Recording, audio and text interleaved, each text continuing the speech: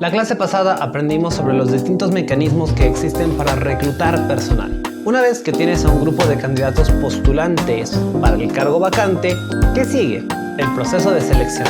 En esta clase hablaremos sobre dicho proceso, sobre cómo seleccionar al candidato ideal entre varios postulantes.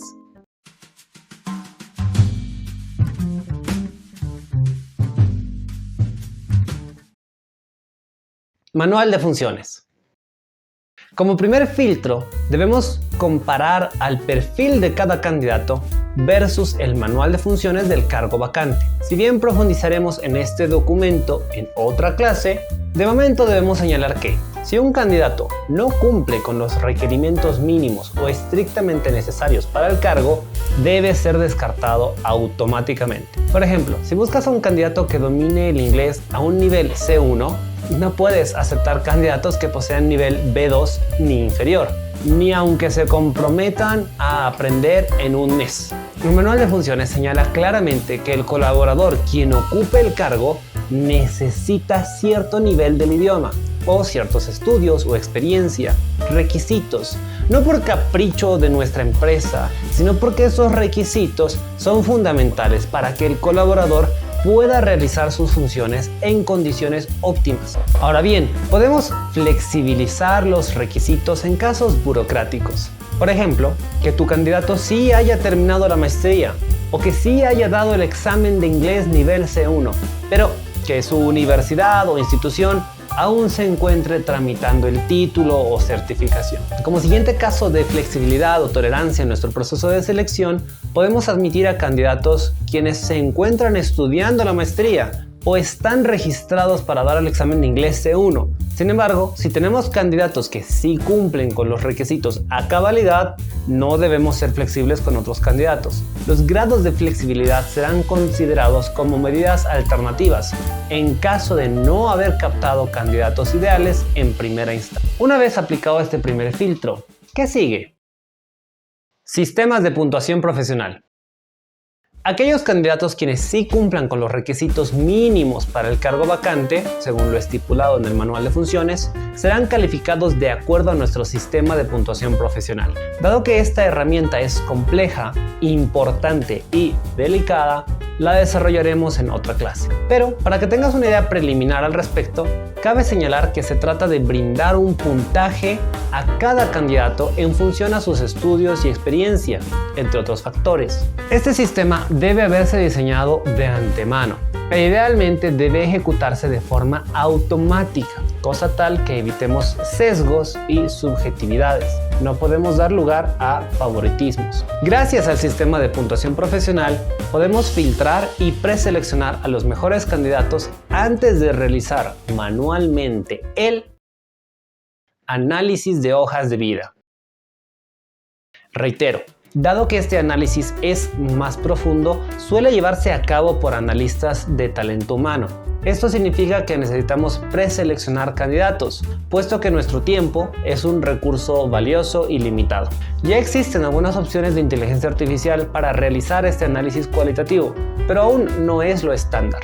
¿En qué consiste este análisis? Debemos indagar en cómo está estructurado el currículum de cada candidato, el orden de las secciones, la forma, los colores, cómo se presenta el candidato a sí mismo, su fotografía, si menciona detalles personales como sus hobbies, hábitos, dónde vive, si tiene meses o años de no trabajar ni estudiar a lo largo de su carrera. La hoja de vida nos cuenta mucho de la historia de las personas, pero no debemos ser prejuiciosos. Debemos tomar apuntes de nuestras sospechas y aquellos factores que nos llamen la atención, para luego corroborar esos datos en una futura entrevista. Ahora bien, más allá de lo que los currículums nos digan, es importante verificar que cada candidato efectivamente sepa hacer lo que necesitamos que haga, que cumpla con los conocimientos específicos, que tenga esas características que buscamos. Para ello, podemos realizar exámenes o evaluaciones.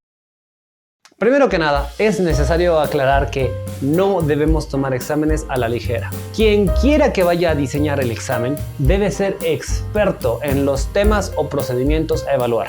pero además debe conocer el manual de funciones, debe entender el contexto en el cual el cargo desenvolverá sus funciones y además debe saber cómo diseñar instrumentos de evaluación. Estas condiciones también aplican a la persona quien vaya a revisar los exámenes de los candidatos, si no es la misma. Los exámenes pueden incluir una o más de las siguientes dimensiones. Por un lado se encuentran los saberes conceptuales o teóricos, por ejemplo, definiciones, ideas, hechos. Además, se acostumbra a evaluar saberes de tipo práctico o procedimental. Hablamos de métodos, técnicas, uso de herramientas, software, cálculos. Finalmente, podemos analizar factores actitudinales relacionados con principios y valores. No obstante, la dimensión actitudinal suele evaluarse a través de otras herramientas, como por ejemplo los test psicotécnicos. Mucho cuidado, no debemos confundir a los test psicotécnicos con los psicométricos. Los test psicotécnicos son pruebas diseñadas para evaluar la capacidad intelectual, habilidades específicas y ciertos rasgos de personalidad del evaluado en función al cargo que se está considerando. No son técnicos en el sentido de medir conocimientos técnicos específicos, sino que estos test psicotécnicos se centran en aspectos más amplios de la competencia del candidato. Estos exámenes incluyen tareas como completar series de figuras, números, letras, selección de palabras y pruebas que miden la atención e inteligencia espacial. La principal característica de los tests psicotécnicos es que buscan determinar si un candidato posee las competencias necesarias para el puesto al cual se está postulando. Por otro lado, los tests psicométricos están orientados a la medición de factores relacionados con la inteligencia y otros aspectos psicológicos del individuo. Estos tests intentan cuantificar aspectos como la inteligencia, la personalidad y las habilidades cognitivas. Por ejemplo, los tests de inteligencia buscan comparar la edad cronológica con la edad mental del individuo, mientras que otros tests psicométricos pueden intentar interpretar los deseos, motivaciones y comportamientos del evaluado. Estos tests son utilizados para obtener una visión más profunda de las capacidades cognitivas y emocionales del candidato. En la etapa de selección, dentro del proceso de reclutamiento, se puede aplicar un test psicotécnico. No es obligatorio, pero para hacerlo necesitas de un psicólogo capacitado en el uso de esta herramienta para entornos empresariales. En cambio, los tests psicométricos no suelen utilizarse con mucha frecuencia en las empresas. A todo esto, mencionemos otra herramienta, una de uso más común: casos y simulacros. En esta etapa se presenta al candidato una situación específica que debe resolver, aplicando sus conocimientos y habilidades, y también mostrando su actitud frente al desafío. Esta metodología es muy completa, ya que permite evaluar tanto las competencias técnicas como las habilidades interpersonales y de resolución de problemas del candidato. Un excelente ejemplo de esta metodología es el caso de Heineken. En su proceso de selección, Heineken utiliza situaciones y simulacros que ponen a prueba no solo las habilidades técnicas de los candidatos, sino también su capacidad para trabajar bajo presión y su actitud frente a diferentes escenarios. Para que veas el caso en acción, te dejo un link en la descripción de este video o puedes buscar Heineken el candidato en YouTube. Video de presentación. Una herramienta de selección bastante popular hoy en día consiste en solicitar un video de presentación a los candidatos como un filtro previo a la entrevista personal u online. Naturalmente, no todo candidato debe saber cómo grabar y editar videos. Por ello, nuestra página web debería disponer de una grabadora automática, aprovechando la cámara web de cada candidato, además de disponer de un espacio para que cada candidato grabe un video editado si así lo desea. Las videopresentaciones suelen ser cortas. El video final debe durar entre 1 a 3 minutos. Cada candidato podrá hablar de lo que considere relevante o podremos brindarles una consigna, así como 1 a 5 preguntas, por una cuestión de tiempo. Entrevista. La entrevista es una etapa crucial en el proceso de selección y aunque habitualmente se realiza al final como un filtro posterior, también puede aplicarse al principio como un primer filtro. Por ejemplo, cuando Hard Rock llegó a mi ciudad, llevaron a cabo entrevistas masivas de 3 minutos por candidato en múltiples mesas al mismo tiempo, en fases, filtrando entre cientos de aspirantes. Esta modalidad también se conoce como screening. Hay varios factores importantes a considerar en una entrevista: el lugar donde se realiza, si será conducida por un solo entrevistador o un comité, cómo se formulan las preguntas, es decir, si serán abiertas o cerradas, si la entrevista será estructurada o no estructurada, pero lo más importante es analizar las respuestas de cada candidato. Este análisis no se limita solo a las respuestas en sí, sino también cómo se responde, tanto en lo verbal como lo no verbal, incluyendo el tono de voz y lenguaje corporal. Generalmente las entrevistas se llevan a cabo primero con un analista de talento, luego con el supervisor directo del puesto vacante y en ocasiones con el jefe del jefe o incluso con los futuros compañeros del equipo. Este enfoque múltiple ayuda a obtener una visión más completa del candidato y su idoneidad para el puesto y la cultura de la empresa. Ahora bien, debemos señalar que las preguntas a realizar durante las entrevistas deben estar directamente relacionadas con el cargo vacante y la compatibilidad de cada candidato, sus estudios, su experiencia, sus habilidades, sus metas, su forma de hacer las cosas. Otros factores a considerar: diversidad, equidad e inclusión. EDI. Al lanzar una convocatoria, debemos asegurarnos de que sea justa y accesible para todo el mundo, sin priorizar características específicas de género, raza, etnia u otras condiciones en la etapa de reclutamiento.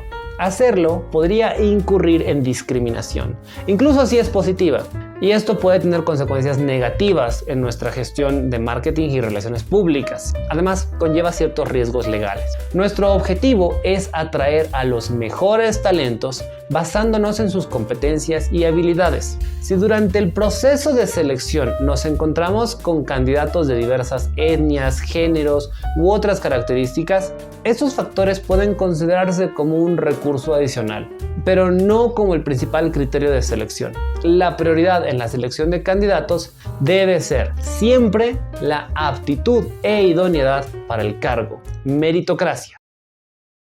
Análisis de redes sociales.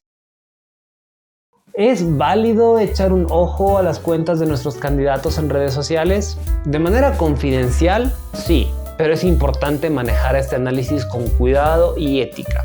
No debemos juzgar a los candidatos por sus gustos y preferencias personales. El objetivo de revisar sus redes sociales debe ser tomar medidas precautelares y asegurarnos de que no contratamos a alguien que pueda poner en riesgo la seguridad e integridad de nuestro personal, o nuestra empresa o nuestros clientes. En esta línea, algunas empresas solicitan a sus candidatos el registro de antecedentes penales. Sin embargo, hoy en día no es legal solicitar dicha información en varios países. Este análisis también puede proporcionar información valiosa sobre la compatibilidad del candidato con nuestra cultura organizacional.